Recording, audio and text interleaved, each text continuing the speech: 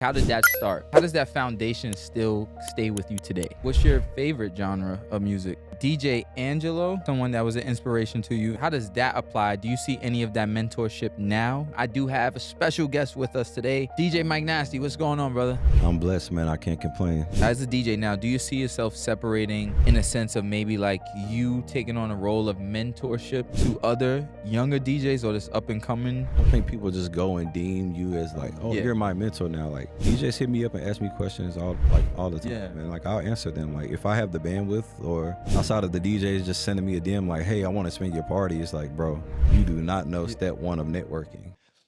What's going on, y'all? Another episode of the guest list. It's your boy, the Aaron Elijah here. I got a special guest today. Now, as of late, there's been a bunch of like party talk, curation, DJ talk. So I myself make sure I did the work to go out and kind of venture and understand the different sides to the business of DJing and of curation. So to help me really talk about that and get into it, DJ Mike Nasty, what's going on, brother? Nothing much, man. Living life. Getting ready for this break. That's right. Fall time, we shutting it down a little bit, but it's been a great summer. I can't complain. I think this has been the best year of my life so far. What was the deal behind that? Like, how did that start? What made this your time for self, I guess? I feel like over the past, I'll say since the pandemic, I've kind of revved up my party output. Okay. So I would say this past year I had 1 weekend off. So I usually do like maybe 1 to 3 events every weekend. So just to prevent burnout, I just wanted to take 3 months off. Also, New York's weather kind of dictates that as well. So people kind of go out less, Yeah. and you just want to focus on like a Halloween party in the fall as your main staple piece, and then the second staple piece would be a New Year's Eve party, and then January. I would say in the South, MLK weekend used to kind of be That was the other holiday weekend, but I would say over the past 5 years that's kind of declined. okay. I don't know if it's a New York thing, but it's just so super cold. Yeah. I don't know. This New York is it's a 1-on-1 for sure. When it comes to the weather, you can never tell. All right. Let's get into this. So, okay, from what I understand, like as a DJ, right? When it comes to the sounds and what helps you curate sound, right? Where did that derive from? Even dating as far back as your childhood, like Mhm. what were those pillars for you when it came to sound and or like just the actual DJ or artist Well, I have itself? a musician background, and I'll say my father kind of influenced that a lot. Okay. Like I grew up watching my father play bass, electric guitar. We had a drum set. I took guitar lessons in 5th grade. Then I ended up getting into saxophone 6th grade all the way into 12th grade. So just knowing music theory, being able to read music. I was in marching band. Mm-hmm. I was in a rap group in high school. My Okay. brother rapped. Just being a songwriter and doing all those different things. Even to now, I take piano lessons. I've been in piano school for like the past 2 years. Okay. So every Tuesday I've been doing that, just sharpening my tool in terms of musicality, and just being a fan of jazz and all these other genres. I think it adds this eclecticness to my music palette for my events. And you might just call that a typical open format event, but it goes In down a sense, to, yeah. the DJs. You curate certain DJs that have a certain sound. Yes. And when you put DJs together on a lineup, it creates this palette that the audience is able to digest, so. Okay. How does that foundation still stay with you today? Like, do you let's say for example, you curate, I don't want to say a playlist, but you curate your sound, you DJ, right? When you go through the motions, is there maybe like a certain way you go about picking sound? Is it based on maybe the venue, the type of party you have? Like, Mhm. how does that go when it comes to you as an open format DJ? I look at everything in silos. So I have my house music event, Mm-hmm. Jumpin' Thumpin'. Mm-hmm. It lives in its own world, has a completely different Instagram account than, let's say, my Sunset Social event, which is more of a sunset day party vibe, Yes. more open format, hip hop, dance hall, Afrobeat kind of event. So I kind of send people to those different silos, and they're able to just follow those pages. And when I want to run advertising for that event, it goes out from that page. And I think it just prevents there from being blurred lines sometimes. But everything is curated through just me being Mike Nasty. And some people get it. I do have fans of both. And it's good to see that crossover between the genres. Okay. As personally, what's your favorite genre of music, if you have one? I would say R&B music Okay. for sure. Um, Are you biased? Is there anything you do more so towards the R&B sounds that you do in compared to maybe like the house music or hip hop or dancehall? um, I wouldn't say necessarily. I think about it that in depth. I would Okay. say my R&B party is one of my favorite parties I do curate. Um, I think the music and just the history behind it and the songwriting, it being about love and relationships and something that a lot of people hold near and dear to their heart. I think it just attracts a certain crowd, and it just ends up being some of my best parties, my best moments, my best nights. So, The work reflects. Okay. When it comes now, dating back again, from your younger days, correct me if I'm wrong. DJ Angelo, mhm. right, was someone that was an inspiration to you and just mentorship per se, right? Um, how does that apply? Do you see any of that mentorship now? What exactly would it be if you applied it to what you do today?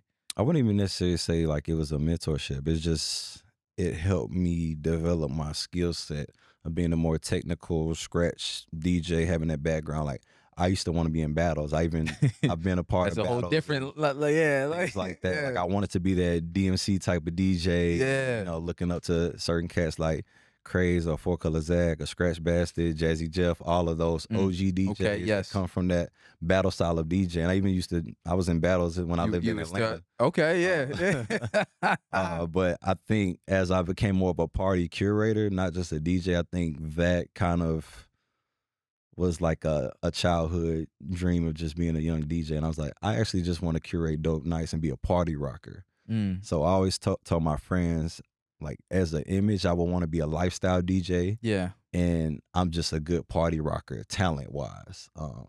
And it just takes a lot of hours and dedication to coming up with that routine to go battle other DJs. And constantly.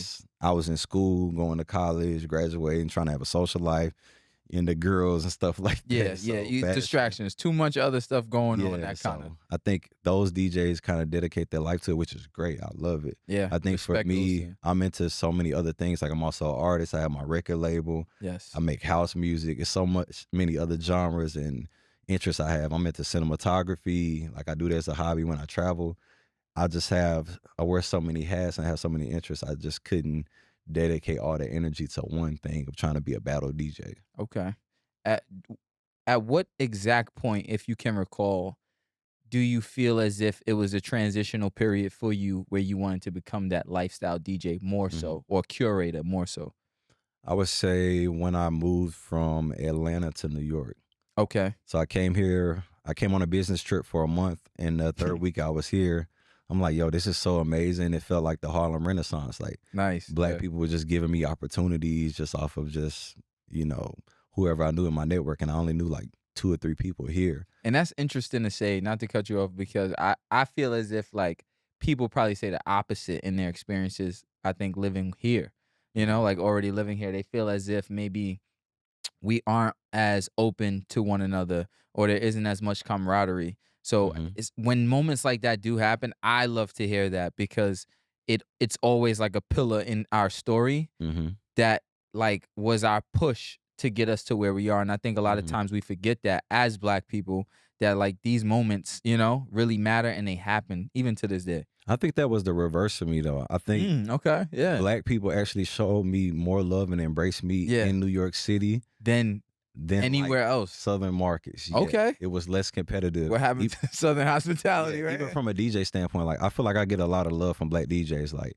um, I feel like if there are any bumps in the road or gatekeeping or things like that, it's been from other races, honestly, Mm. in New York specifically. Yeah. So, which is a good thing. Like, Yeah.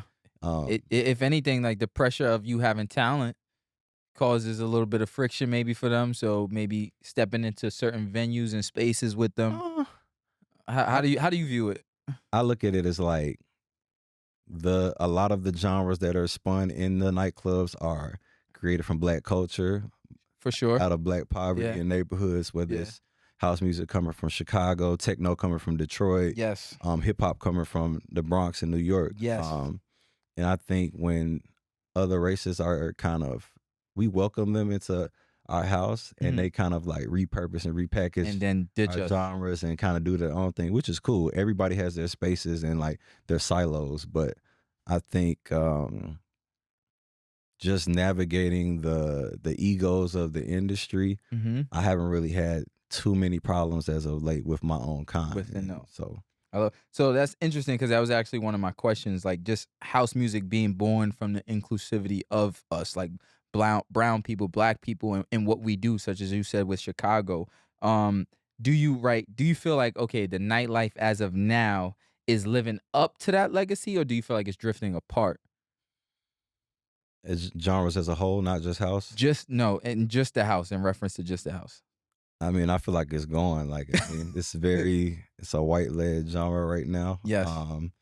They kind of hold a lot of the keys, whether it's the agencies or the festivals. And it's just what it is. I think, Yeah.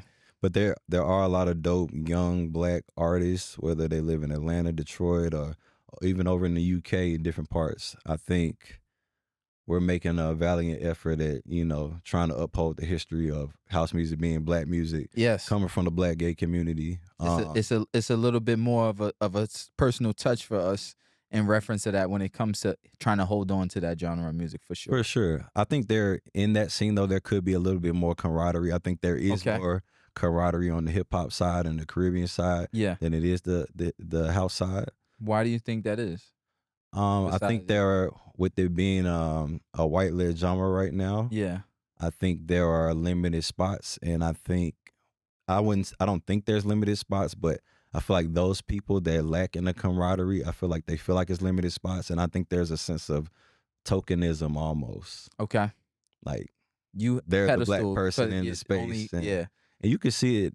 It's reflected in the audience they perform for. It's just a all white audience, and it's like for me when I throw my house music events, majority of the crowd is black, which is a rare thing to Yeah. see these days, especially in New York City. So, um, and I don't do any special kind of marketing. I think it's an aura It's not thing. geared towards yeah. Yeah, I think people they just gravitate to what I have to offer, whether it's sonically or the artistically with the flyers I do. I put my flyers are hand drawn, Yes.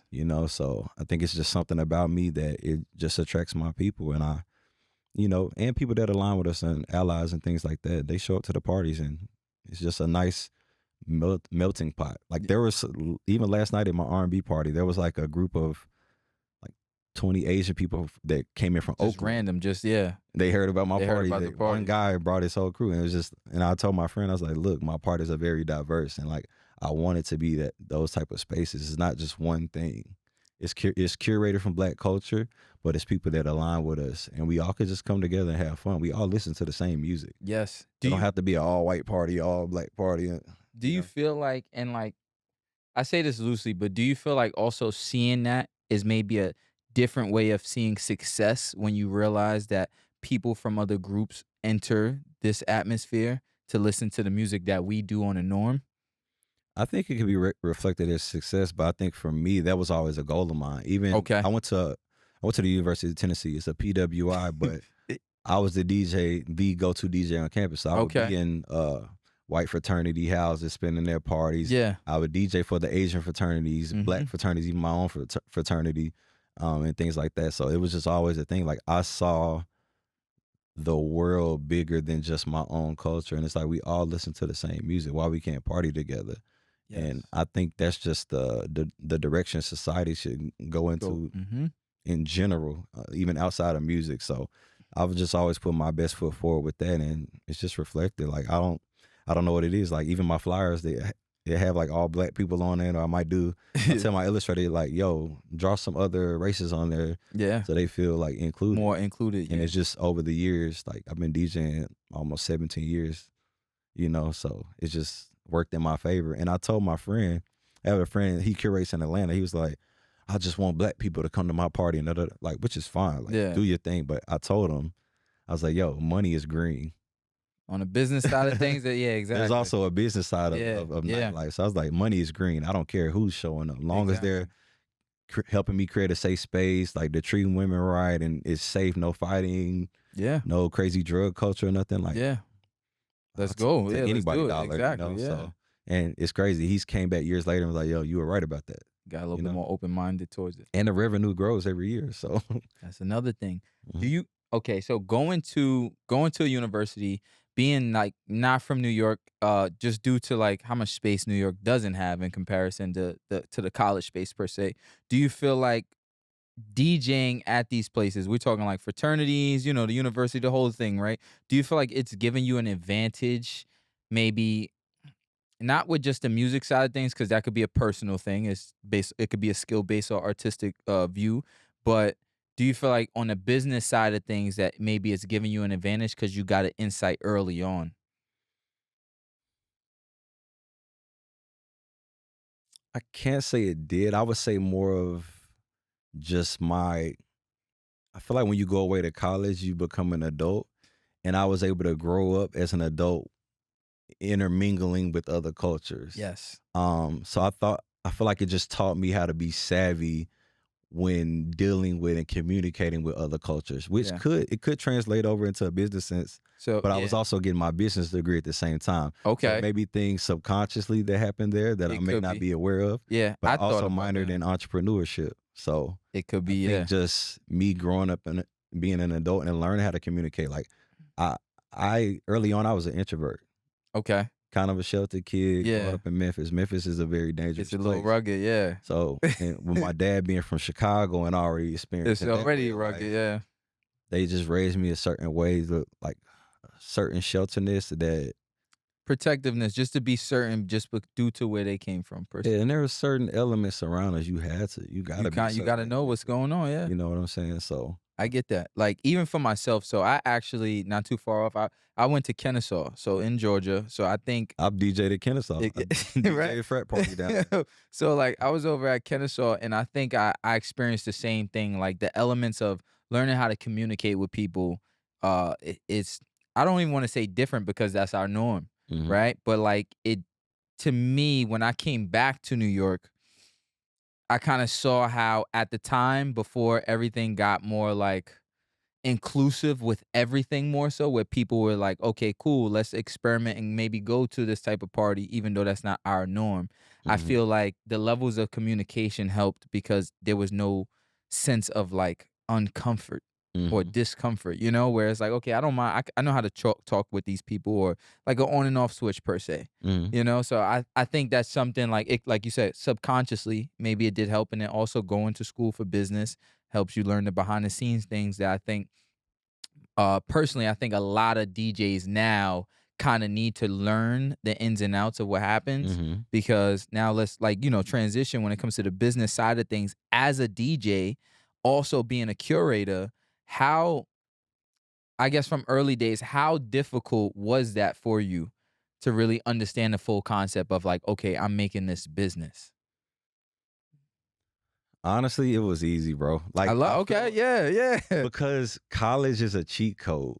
Okay, so, High school okay, is a yeah, cheat code, yeah, yeah. like, my one of my best friends, like, his parents would go out of town, we would throw a house party, and Yeah. it just was like, It, nobody else could throw a house party for underage yeah, students, you know what I'm saying? yeah. Like, we did that in high school, and then they were like, "Yo, who's gonna be the DJ?" I'm like, I have a music collection, my dad's really into music, I have all these CDs I could burn, Like, why not? and I Let's just do it. Yeah. I never was like, "Oh, I wanna be a DJ," it just happened because I was a music lover and I was a musician. Mm. And my friends were musicians. We had a dance group. We danced all type of stuff. And I think translating to college, freshman year, I was lit because it wasn't. You had to get your hands on DJ equipment and stuff like that. It And was a high commodity. It was rare, but if you had it, you already kind of had an advantage, I would say, right? yeah, I think my mindset was ahead because freshman year, all the guys was around chasing girls and That was the main focus. It doing was, all it that. I was a was like, new, yo, whole new we could atmosphere. do that, but I'm trying to get this money too. And we called them sets. Okay. We were throwing sets in like off campus apartments freshman year. And then the older cats that were in like fraternities, like was the Capitals or the Alphas, Yeah. they would see me like, yo, we want you to We spin want you our to. party. You was getting the reps in. Yeah. You was getting the And I reps was a in. wild boy. So like my homies the nickname Mike Nasty just came about. Like I didn't even name myself. Okay. All right. It's a that was my given. nickname. Yeah. Yeah, freshman year we had girls in the dorm, we wildin'. Yeah. They're like, Yeah. man, Mike Nasty, man. It's just, and it's crazy. I found out later that was my dad's nickname, Ah, okay. and it just, Look how that I'm happened. named after my dad. So like, he said, yeah, I was Mike Nasty in college too, and we both pledged the same Same fraternity. type. I Yeah. think there's just alignment. Like some things are just That's the word. it's just That's it's it. destined for you to be this person. Even my grandmother, I think I was DJing for like 5 years. I came home from college one time. God rest her soul. Um, she was like, "Yeah, your grandfather used to DJ in Chicago." And you start He's like, "I finding all of told him to this out stop after doing that. that stuff," and I'm like, "What?" I'm a third generation DJ, and I didn't even know my grandfather. I never even met my grandfather. He passed away before I was born, And and you it's found like that out. I Okay. found it out after I was a After. DJ, and I'm like, "Man, I'm a third generation DJ," and it's like some stuff is just really in your DNA. It's in your blood. It was meant. It just ended up working out for me. So I think when you born, you destined to do something. It becomes easy because you love, you have a passion for it, and of course you got to learn the business aspects of it. But I think college, with there being a concentrated Black population on a PWI campus, Yeah. I was able to build from that The group, community is being the strong. go-to. Yeah. And by the time other guys started DJing on campus, I was already lit. Like I think they didn't start DJing until I was like 3 if years you in want to maybe. say Yeah. the competitiveness of having other options, Yeah. they didn't start till I was like my junior, senior year or Yeah. something It's like over that. at that point. You had Yeah. I was okay. throwing homecoming parties. Like, bro, I was 17. No, not 17. I think I might have been like 19. I threw like a party. I took home like 2 grand. I'm like, oh, this the type of yeah. money I could make. You're like, hold on. Yeah. And this before social media. I think Instagram wasn't out to like maybe like I remember Twitter my freshman year.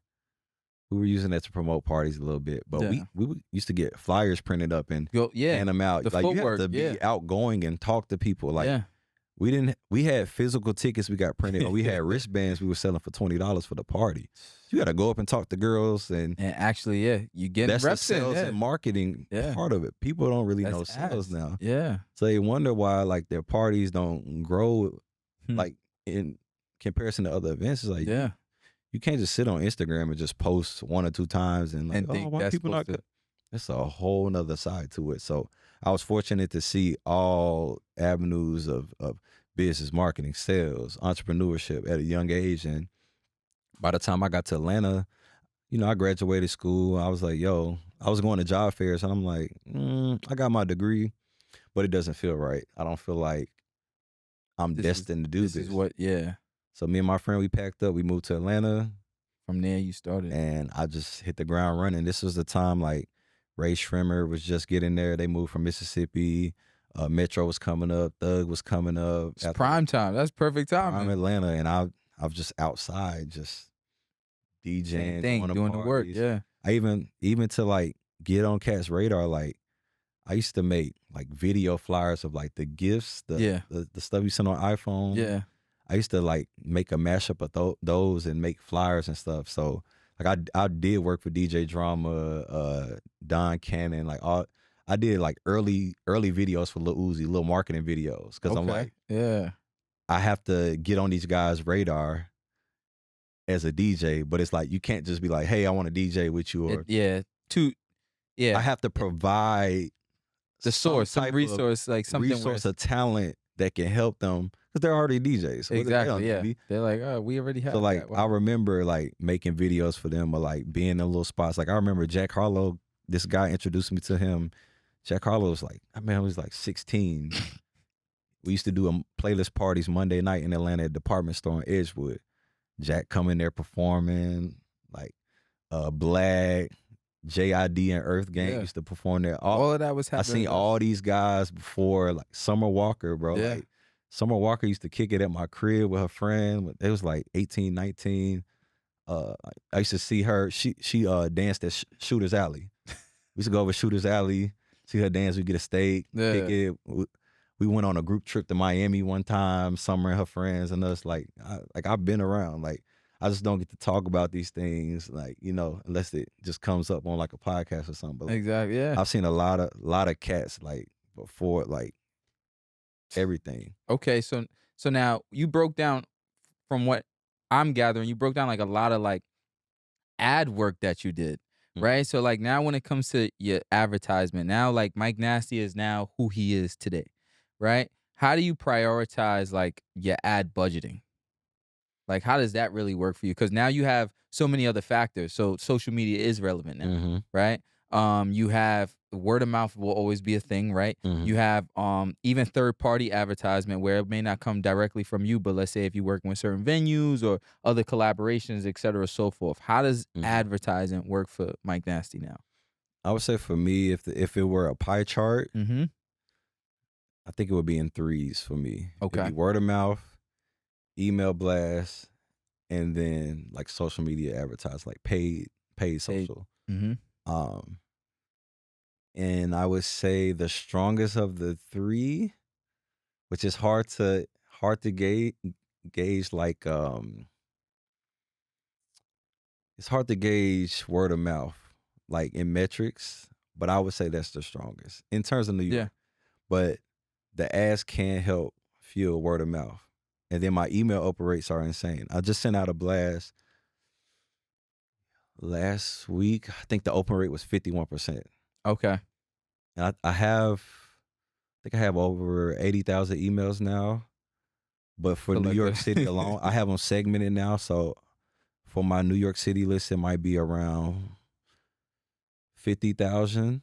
So imagine 51% of of 50,000. 50,000. Yeah. So like email can kind of be your word of mouth as well. Okay.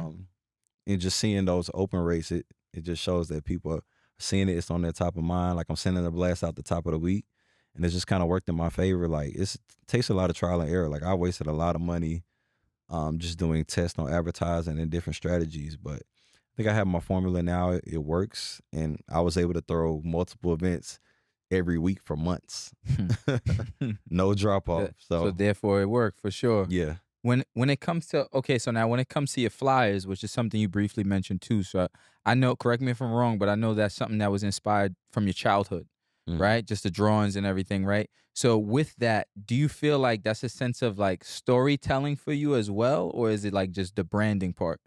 I think for me, it's like nostalgicness of like I'm not from New York City, but I live here, Mhm. Yeah. and I bought like old flyers. Like it'll be flyer books, like a coffee table book of like old New York 1990s flyers and things like that. And I used that for like inspiration over the years.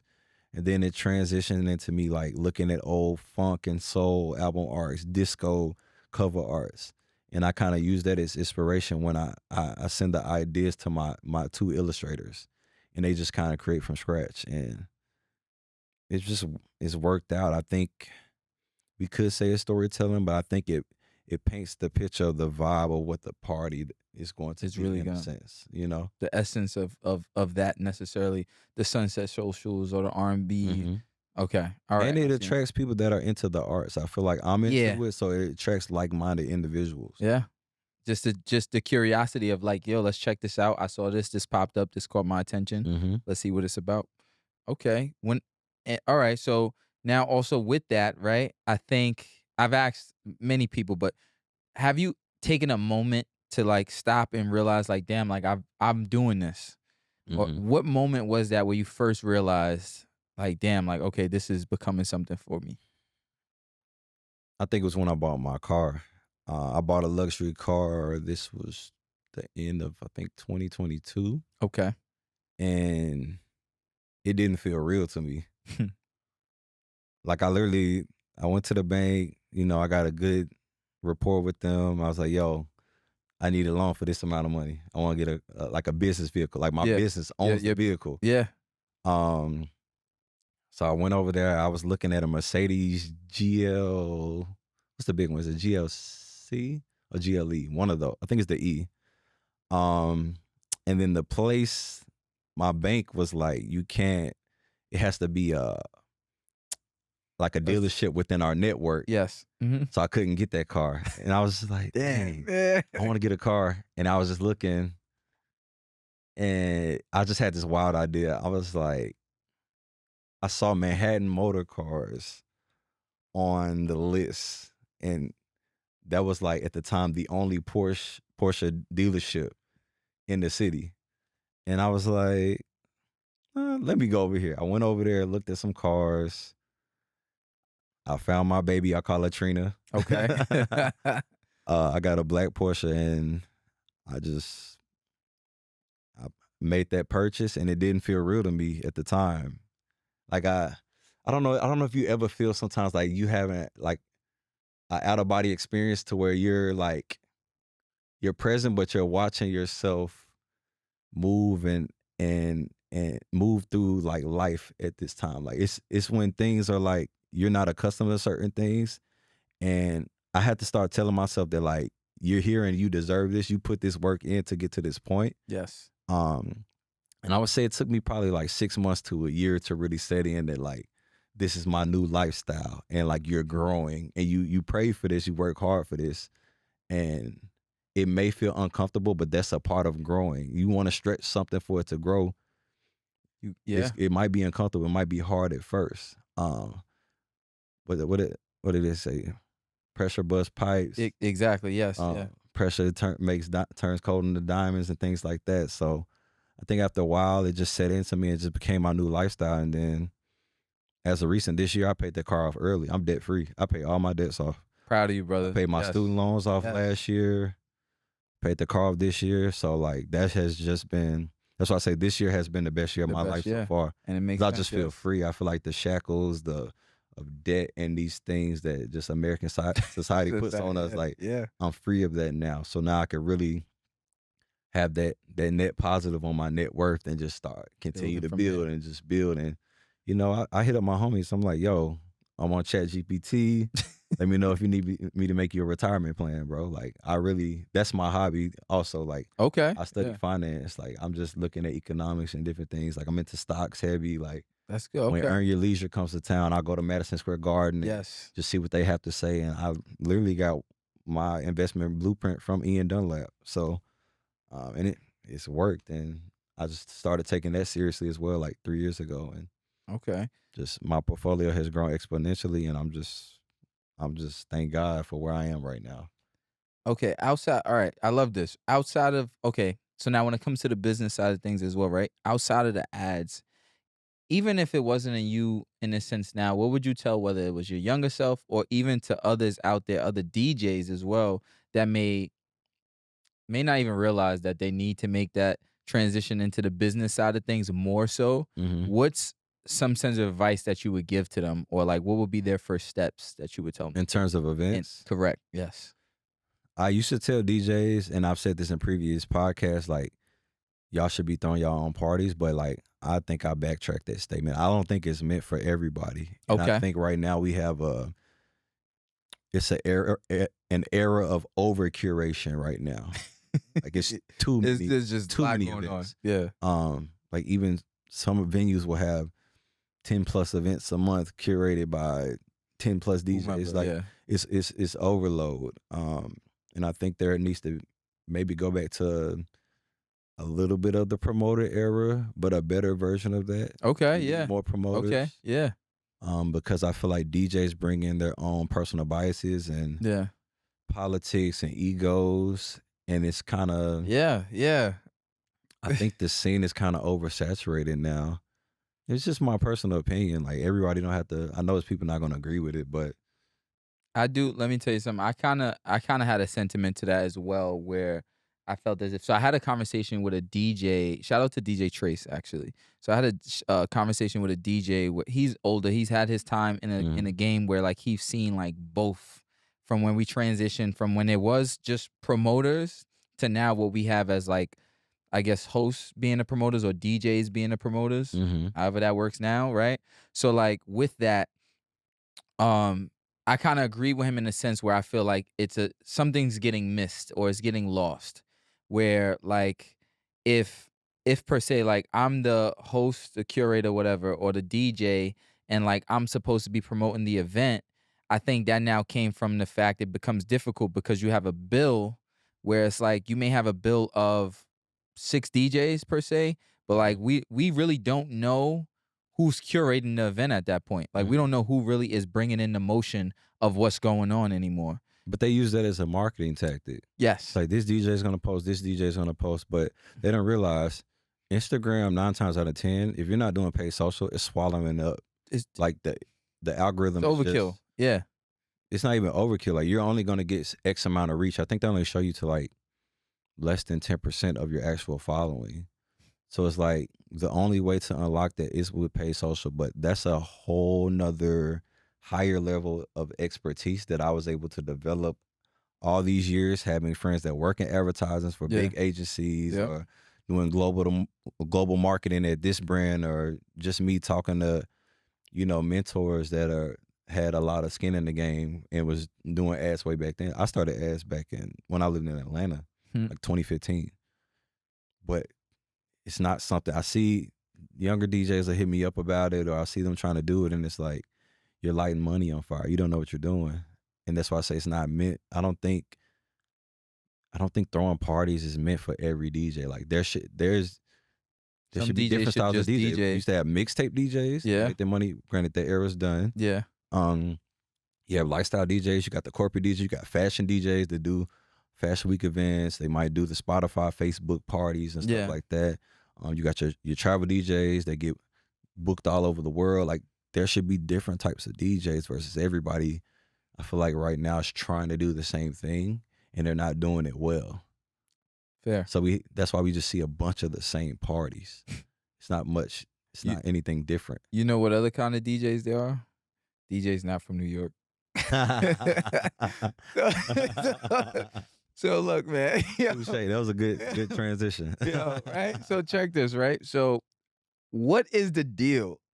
Like, what is the deal with you're not from New York and like Mhm. I guess you just don't get the love?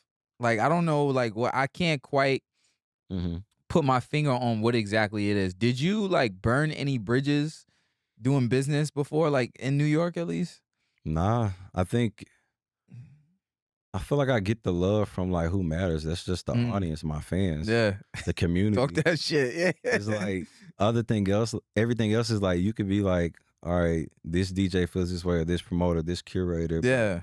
It's just internet noise, and it's like Yeah. I'm a positive ray of light in the community. Like I do community events. I do Bike with Mike, a community bike ride, empowering people to lead healthier lives. I threw a dating event to help people connect, and get off their phones. Like we had icebreaker games. We had it's called an event called Mingle. We had Yeah. Mingle Bingo. You Just got to go interact, around with a like- bingo card. Yeah. Like I spend my hard-earned money on events like that, or like even this Saturday on September 20th, I'm doing a jumping thumping in the park. We're partnering with Rooftop Movies in the city council office Nice. to do a free outdoor park jam for house music, and we're showing the Move Your Body film to educate people on the history of On the house music. history of house. This is yeah. a free event. I'm spending thousands of dollars out of my own pocket to give back They to don't a New understand York that. community that I did not grow up in. So it's like They don't want to fuck for with you to look Oh, at me yeah. a certain way or hate or be like I'm not from New York. It's like I put blood, sweat, and tears into this community and into this city. Yeah. And it's like who could be mad at somebody for doing that? That's And it might be insecurity. Like they might rock with me. Like when they see me, in reality, yeah. everybody rock with me when they see me. But Yeah. it'd be TikTok chatter and little things like that. But Yeah. I mean, it's just outside noise, bro. Like I'm here, I'm doing what God has destined for me to do. And I've been successful for so many years. And I just block out the noise, bro. Like I What's have your no worries. Like, what's your it seems like it would be easy. What's your sense of peace? Like, okay, when does Mike get disrupted? What does he do to channel himself back? I don't think I get disrupted anymore. Mm. The last time I was disrupted was in a relationship, bro. So I've been single and I've been enjoying myself, and I think it takes a lot of inner work. Like I buy a lot of books, bro. Okay, have a I crazy respect book that. collection. Yes, yes. So I'm just always reading books like The Way of the Superior Man, Women Are from Venus, Men Are from Mars, a Yeah. lot of self-help books and things Yeah. like that, financial books.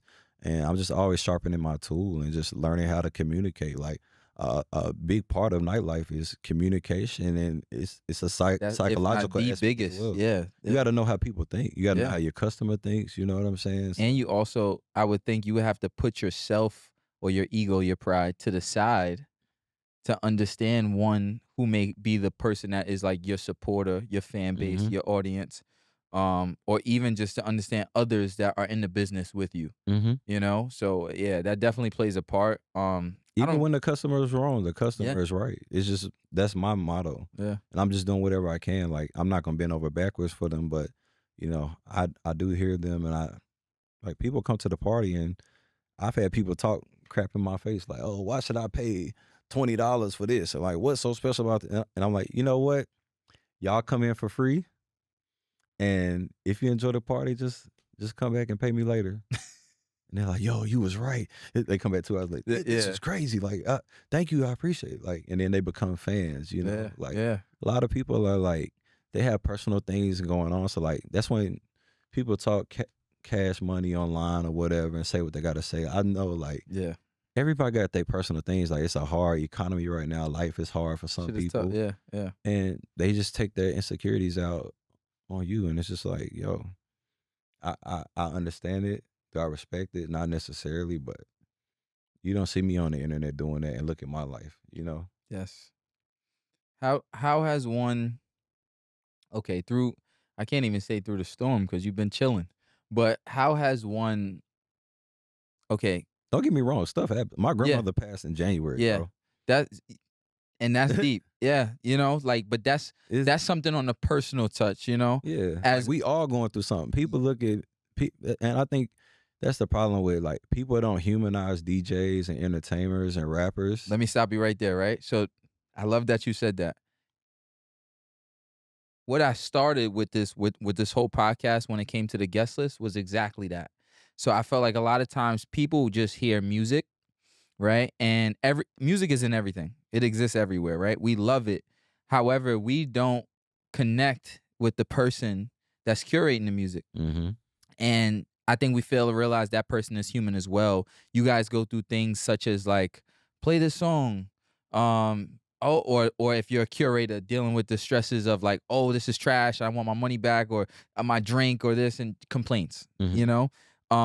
But I think people fail to realize that they don't see the work that's put in. If you're just a DJ that just DJs, maybe they don't see the long hours that you do, Mhm. or like you carrying all your fucking equipment or I feel like traveling it's from place easier now. Like place to place. DJs that have just gotten the game like the past 5, 7, 6, 7 years, I feel Yeah, like it's easier. yeah.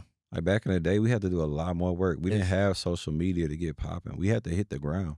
and then even in the sense of like the business side of curation, like just understanding what it actually takes besides just funding, but what it Mhm. actually takes to get all of this together just so people could walk in and fuck shit up, you know?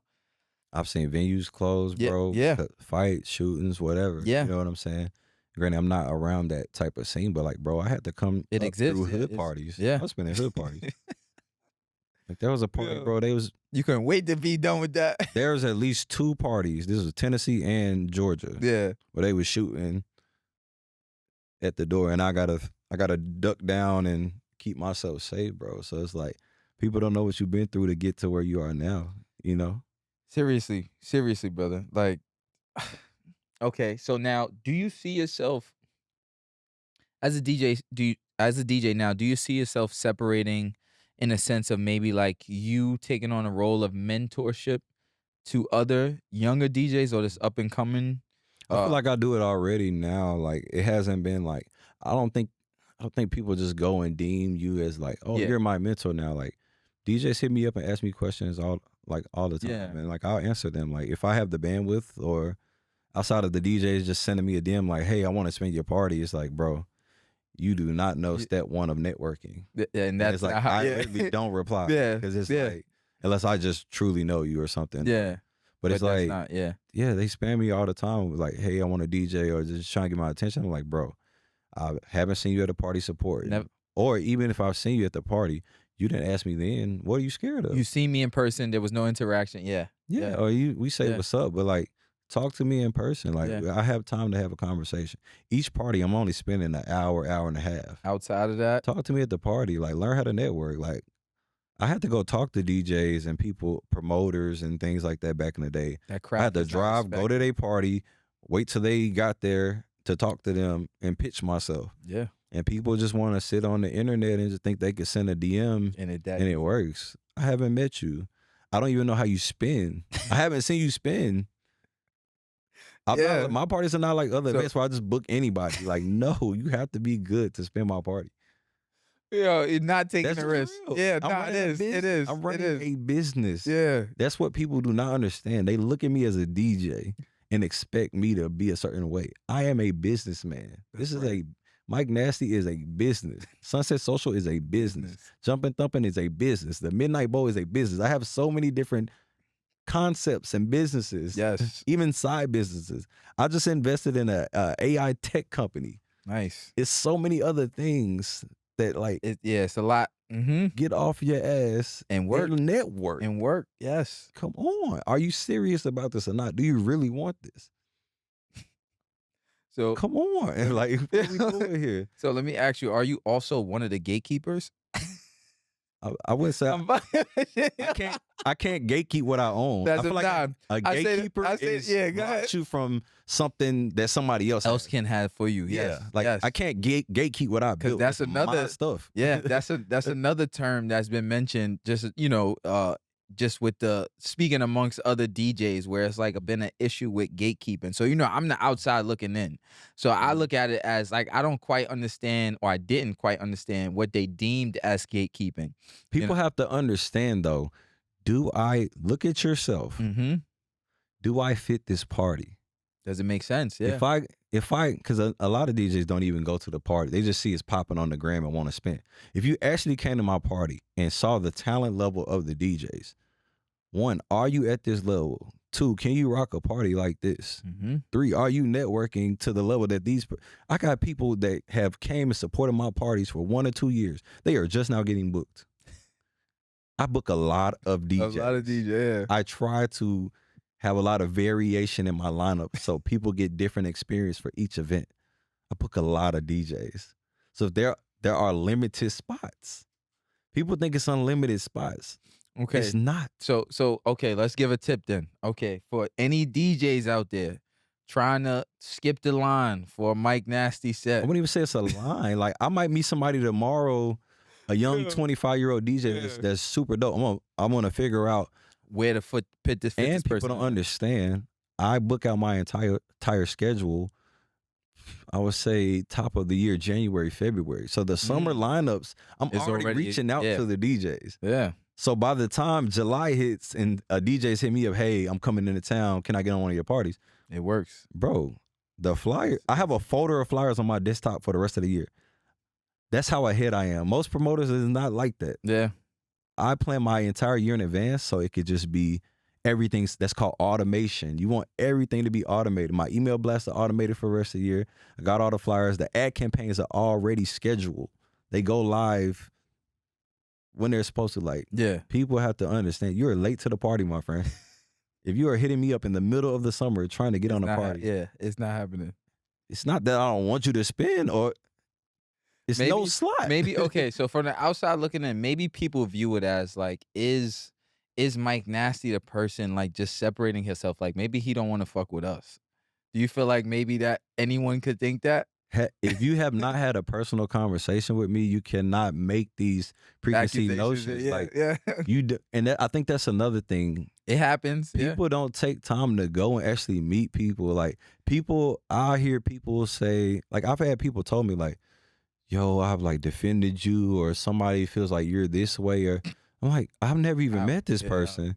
Or like there'd be like, there was this older DJ was telling different people I knew, and oh yeah, Mike Nasty don't like me. I'm like, bro, I've never had a conversation with you, bro. I'm in my own world. I got my family, I got mad friends. Like I'm the friend that everybody comes to with their issues, and I gotta play therapist. Yeah. Then I gotta have my own life. I got a trainer. I gotta go to the gym. I'm very into fitness and health, and I do all these things. I don't have time to be on social media liking everybody's stuff or whatever. Like whatever in your mind would make you think I don't like you. I don't have the bandwidth, bro. I'm grown, bro. I'm a grown man. Defined man. Now let me stop. Yo, shout out to Inland Black. Yo. So we had a conversation where did you see the Young Thug interview. I don't want to do too much on this. I But watched a little bit. okay, yeah, but we was just laughing because he doubled down on the whole like I'm a man, I'm a man, I'm a man. Mm-hmm. So like, but the things that he like the conversation of what they were really discussing, like, is a lot of wrong in that, you know, like how that whole shit went.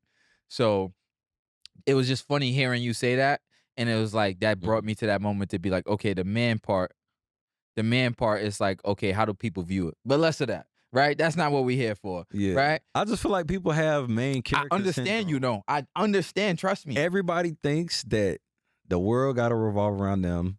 Trust me. I want this opportunity, but this person got to come. I want something from this person, but they got to come to me. That don't even make sense. People don't want to put no work Bro, in. I don't bother nobody. I don't even like ask for favors, bro. I live in my own world, and the people that are in my ecosystem, that's who you deal with. That's who I deal with. If you come in the ecosystem, cool. If you don't, people don't come in the ecosystem and wonder why they're not in the ecosystem. Yeah. It does not make sense. There are different silos in nightlife. Yeah. If I want to go DJ at this venue in this scene, I have to go be a part of that scene. Exactly. And a lot of people, it comes off as disingenuous because they come to the scene with their hand out.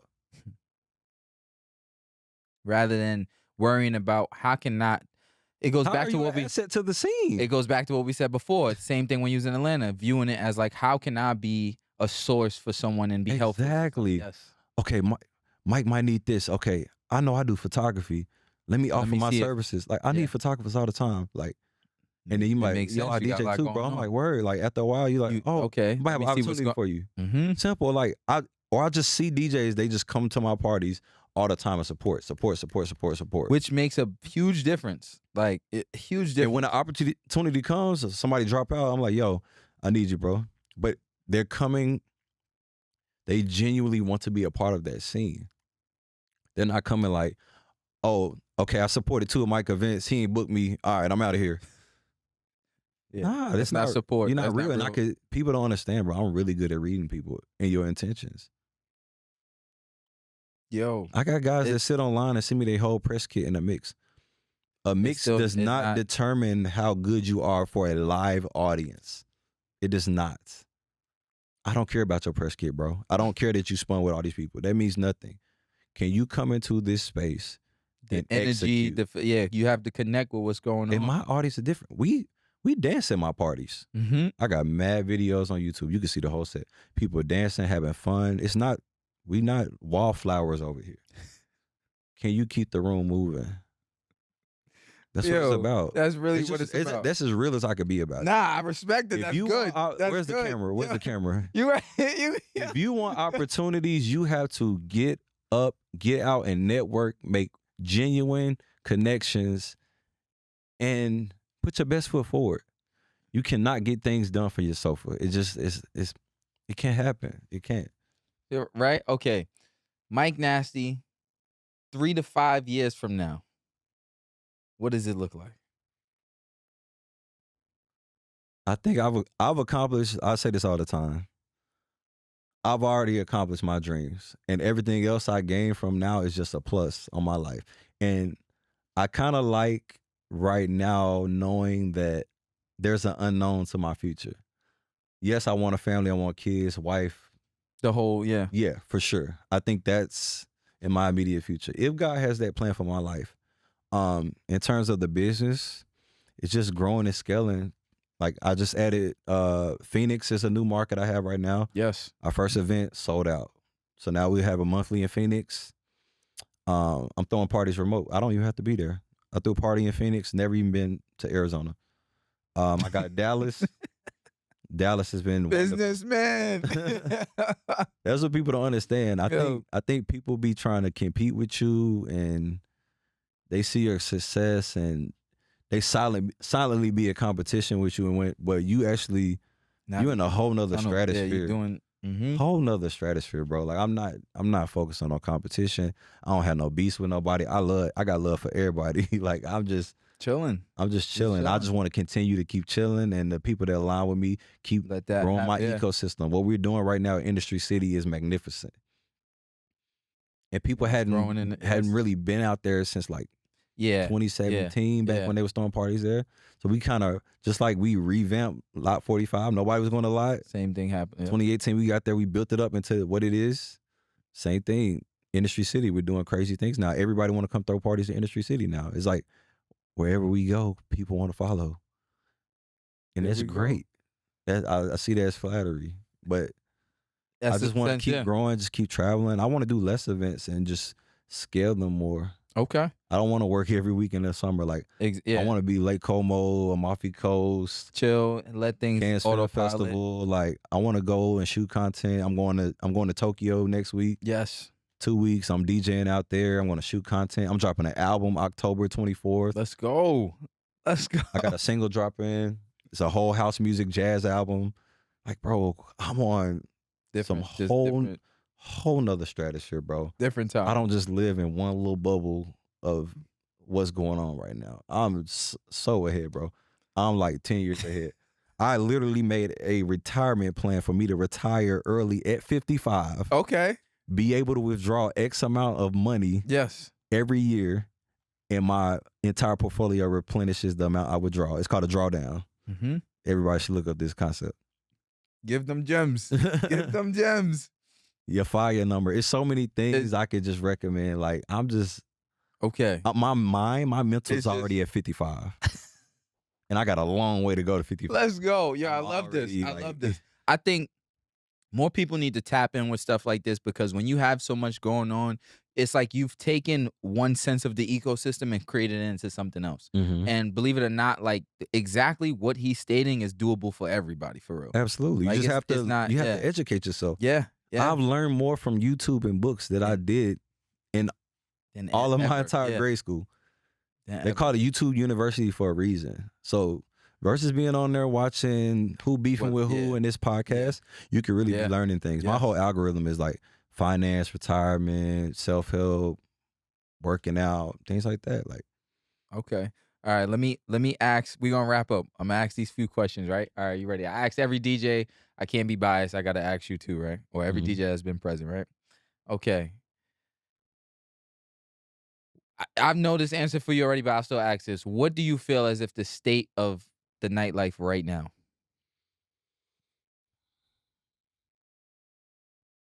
I feel like it's kind of stagnant right now. Okay. It's evolving. Like the past 2 years, we've got a lot of new things. We've got more traveling parties. Okay. I feel like we have the virality of TikTok to build parties as well in a shorter amount of time. So I've seen people go from 100 cap rooms to 1,000 cap in like a year, which is insane. Social media. But also scaling that fast can be detrimental. It's dangerous. It's volatile. Because like you haven't really quality isn't there. You haven't experienced the negatives of throwing parties yet. You know what I'm saying? Yeah. And then when something does happen, it could actually cave in because there's a lot more going on. I think the curation of parties can be better. We don't need 8 DJs on one lineup. I promise you we don't. The parties would be better if you just stick to 3, maybe? A headliner, an opener, and a closer. Yeah. That's my events. You get a opener, headliner, which is me, and then you get a closer. Yeah. Wonderful night. My DJs get there at a good time. Like last night I had a party. My DJs were there the whole time. They didn't have to be. But that's love. Yeah. But they came because they know in order for them to execute their set properly, they have to see what was played beforehand. Yes. So I think we can get better than that. We don't need all these hosts. Hosts don't even post a flyer.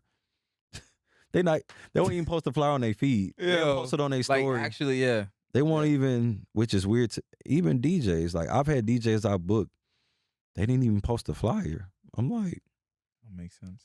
It's not a requirement for me or nothing, but it's just like out of respect and camaraderie. Somebody I'm working with you is business, and I pay DJs very well.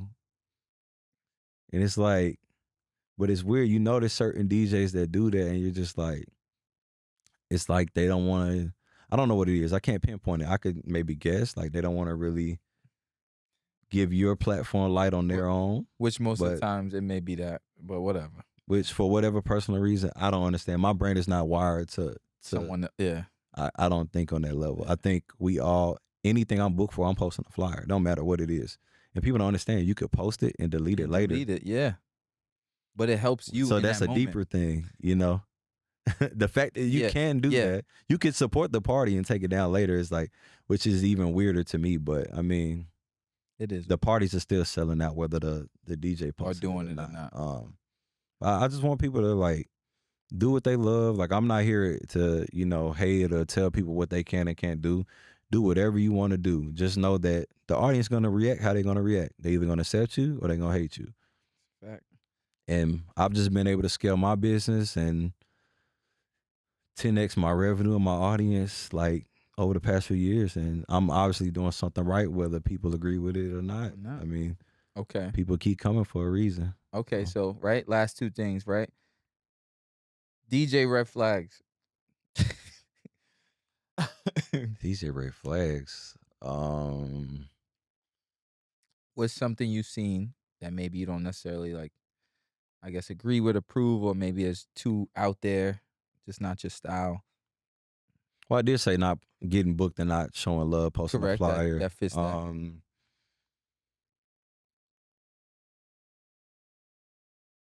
I think DJs stretch themselves thin when they have like 3, 4 events in one night.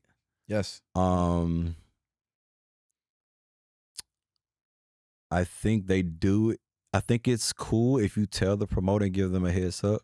But a lot of time you'll book a DJ and they won't even tell you. Like I've done it in the past. Like I've spun multiple events in the night, but like if somebody reaches out to book me, I'm like, hey, just a heads up. I'm already I booked got for this this. going on. So if you're booking me, just know I have this as well that I'll be promoting, and it just makes them feel comfortable, and they could make their decision whether they want to book you or not. But I see DJs have like 2, 3, 4 gigs, and it's like you gonna play the same set at every gig 9 times out of 10, and then you're not helping that party either. Yeah. And you just in and out, like you do your set, you're like, all right, y'all, I'm out, and it's like that kind of hurts the camaraderie and the community aspect of DJing and nightlife as well. I think it'd be better. And I'm not mad at them. Like, get your money, but just be transparent about it. And you could also just up your prices to That's another thing. Yeah. to make up for those extra gigs. Yes. You could Yes. charge more if you like that. So All right. We'll leave it at this on a positive note. So this is a segment that I like to call Speak Up, right? To the audience of the guest list of Speaks and Sip, to the audience of yourself, Mike Nasty, and everything you do, business, whether it's to DJs, just people watching that's out there. What's advice that you would give them overall if you had to sum it up? Was any last words you would give to the audience? just focus on your silo, have tunnel vision. Like, stop worrying about what other people got going on. Like, I think when we sit on social media and see other DJs or whoever, athletes, whatever your creative medium is, I think when we just focus on what other people got going, I think that can start fueling hate and your own insecurities. I think if you just worry about what you got, I tell my homies all the time, like they'll come to me with something. I'm like, yo, just focus on yourself, bro. Like me personally, I don't sit up and just Worry. worry, hate, or like I champion other people, especially black DJs. I champion everybody. Like it's love for everybody. Promoters, like I go to other people's parties and I support people's parties that don't even come to my own. That's just how. I'm just a genuine person. Like I'm from the South, bro. Like That's life is simple. We have Southern hospitality. Like I show love to everybody that I can when I'm off. And DJs invite me to stuff all the time. If I can make it, I make it. So I just say some support. Let's build on camaraderie. Let's stop the hate. Let's meet each other. Like I feel like we need to get out, meet each other. There need to be, maybe DJ mixers and stuff for people to get to know each other. I think everybody has an idea of who somebody is, but they don't take the time to really get to know somebody and be like, yo, that rumor about that guy is actually not true. He's a great person, you know? And I think that's just what it should be about. Like, we should be like the world is chaotic right now. Like we should be spreading peace and love, especially within our own community. We all we got. Who else gonna ride for us more than our own people? And if we not unified and connected, then there's no hope for us. So that's what it should be about. brother. I thank you for coming up here to discuss everything that we just divulged. right? I'll say this much. Um, Continue doing what you're doing. The parties are great. I've been to a few myself. I had a good time. My friends had a good time. I'll be at more. You definitely have my support when it comes to that. I think a lot of people just need to take heed of what's being said. And I think we do need to embrace more of this and kind of come together to realize that things could be greater for all of us. Everyone could Mhm. have the bag, everyone could have success, everyone could be at peace. All right. And we'll leave it at that. Yep. That's been another episode. Speaks and Sip, guestless.